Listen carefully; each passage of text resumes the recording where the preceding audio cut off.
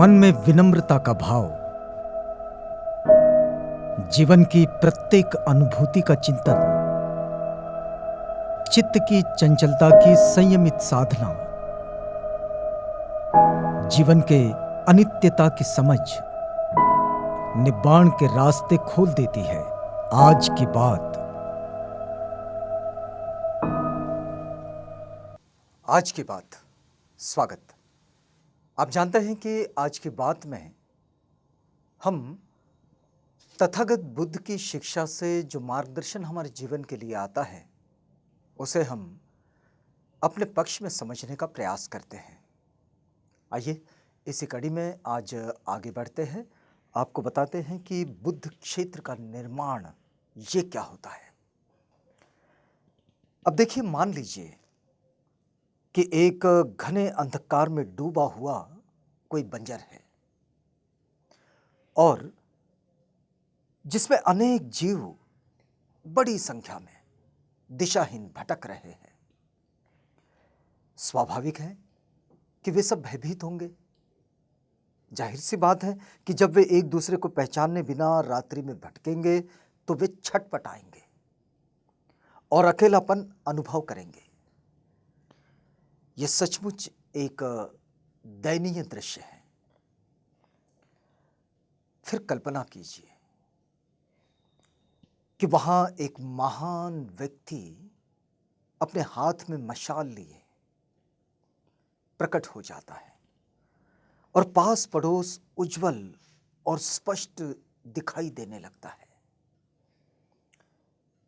तब अब तक अंधेरे में छटपटाने वाले ये जो प्राणी हैं, ये सब खड़े होकर इधर उधर देखने लगते हैं और जब उन्हें आसपास अपने जैसे ही असंख्य प्राणी दिखाई पड़ते हैं, तब आश्चर्यचकित होकर वे हर्ष ध्वनि करते हैं। दौड़े दौड़े एक दूसरे के पास जाकर एक दूसरे से गले लगते हैं और जोर जोर से बातें कर अपना हर्ष प्रकट करते हैं। अभी एक छोटा सा दृष्टांत है। इस दृष्टांत को कैसे समझा जाए, तो समझिएगा कि इस दृष्टांत में ये जो बंजर है, ये है मनुष्य जीवन। हम सबका जो जीवन है, मनुष्य का जीवन, ये वो उस बंजर की तरह है। और घने अंधकार का अर्थ है निर्मल प्रज्ञा। ये जो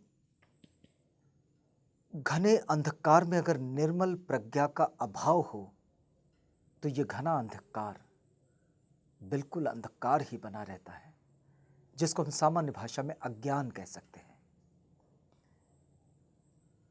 ये निर्मल प्रज्ञा का जो अभाव है, इसके कारण वहां सब छटपटा रहे हैं। ये मनुष्य जीवन छटपटा रहा है। जिनके हृदय में प्रज्ञा की किरणें नहीं होती, वे अकेले और भयभीत भटकते रहते हैं।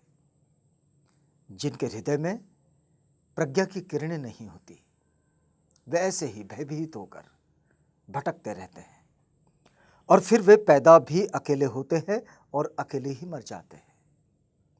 वे अपने आसपास के मनुष्यों में घुल मिलकर शांति से मिलजुल कर रहना नहीं जानते, क्योंकि उनके पास प्रज्ञा नहीं होती। प्रज्ञा का मतलब जीवन की समझ ही नहीं होती। वो द्वेष में, मोह में, क्रोध में जीते रहते हैं, जिसको सांसें गिनना भी कहा जा सकता है। वो जानते ही नहीं कि जीवन का वास्तविक अर्थ क्या है। ये आसपास के मनुष्यों में घुल मिलकर शांति से मिलजुल कर रहना नहीं जानते और इसलिए निराश और भयभीत बने रहते हैं। ये जो महान व्यक्ति है जो मशाल लेकर प्रकट हुआ, इसका मतलब यह है कि बुद्ध मनुष्य का रूप धारण कर अपनी प्रज्ञा और करुणा से संसार को प्रकाशित करते हैं। ये जो मनुष्य का जीवन जो बंजर पड़ा हुआ है, इस बंजर जीवन में जहां प्रज्ञा की किरणों का अभाव है, वहां पर तथागत बुद्ध प्रकट होते हैं हाथ में मशाल लेकर, और वो उस मशाल से अपनी प्रज्ञा और करुणा का जो संचार करते हैं, उससे इस पूरे संसार को प्रकाशित करते हैं। इस प्रकाश में लोग अपने आप को तथा दूसरों को पहचान पाते हैं और उनके साथ भाईचारा और मैत्री संबंध स्थापित करने में आनंद का अनुभव करते हैं। जब तथागत बुद्ध के प्रज्ञा और करुणा के प्रकाश में जब ये संसार प्रकाशमान होने लगता है, तब क्या होता है?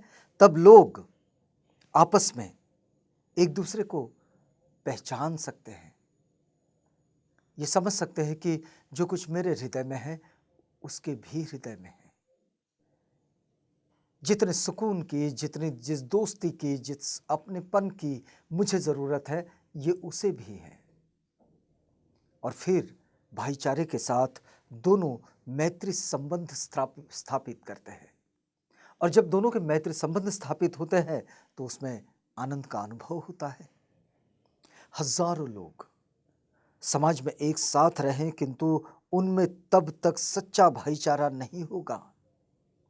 लोग बंधुत्व की बात करते हैं, भाईचारे की बात करते हैं, लेकिन यह भाईचारा तब तक नहीं होगा जब तक कि वे एक दूसरे को ना जाने और उनमें परस्पर सहानुभूति की भावना ना हो। अगर उनमें परस्पर सहानुभूति की भावना होगी तो उनमें भाईचारा होगा, तो उनमें वास्तविक बंधुत्व का संचार होगा। सही समाज में उसे उज्जवल करने वाली श्रद्धा और प्रज्ञा होती है। अगर एक दूसरे के प्रति विश्वास हो और दोनों के मन में प्रज्ञा विकसित होने लगी हो, तो फिर वो जीवन एक बेहतर जीवन बनता चला जाता है। यह एक ऐसा स्थान है जहां लोग एक दूसरे को जानते हैं और परस्पर विश्वास करते हैं, और जहां सामाजिक सामंजस्य होता है। ये जो सामाजिक सामंजस्य होता है, ये सामाजिक सामंजस्य से इनमें जो मैत्री भाव, इनमें जो बंधुत्व, इन दोनों में जो आपस में सामंजस्य की भावना, ये सब एक दूसरे के बीच में आ जाए, तब वहाँ बंधुत्व का क्षेत्र निर्माण होता है। मतलब बुद्ध के क्षेत्र का प्रभाव कैसा होता है, देखिएगा। वास्तव में सामंजस्य ही समाज या संगठन का प्राण होता है। हम कई बार हमारे आसपास देखते हैं कि हम लोगों में विभाजन देखते हैं। ये विभाजन उनमें ना होने वाले सामंजस्य का परिणाम है।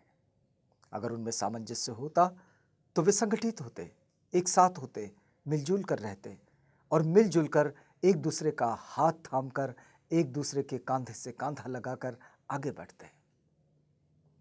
लेकिन ये हो गए हैं उस बंजर की तरह, जिस बंजर में बहुत सारे प्राणी है तो इकट्ठे, लेकिन कोई किसी को नहीं जानता।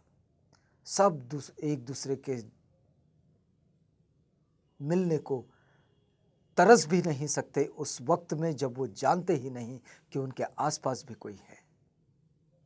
सब अपना अपना जीवन जीना चाहते हैं और फिर छटपटाते हैं क्योंकि एक दूसरे को देख ही नहीं पाते। तो ये जीवन उस बंजर की तरह है और इतना अंधेरा है कि कुछ नहीं दिख रहा, तो छटपटा रहे हैं।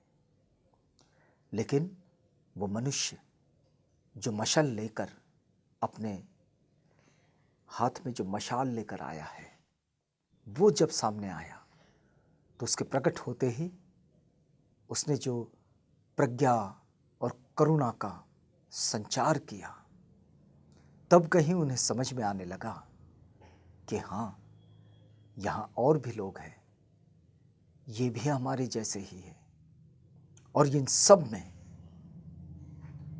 मैत्री का अभाव होने के कारण ये एक दूसरे से दूर है।